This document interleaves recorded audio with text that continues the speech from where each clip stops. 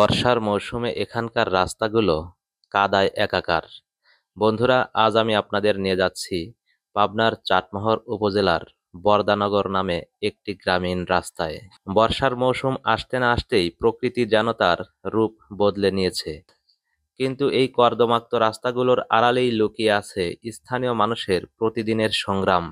শিক্ষার্থীদের স্কুলে নিয়ে যাওয়া, রোগীদের হাসপাতালে যাওয়া আসা কিংবা বাজারে যাওয়া, কৃষকদের মাঠে যাতায়াত করা, সবাইকে এই কাদা পেরিয়েই চলাচল করতে হয়।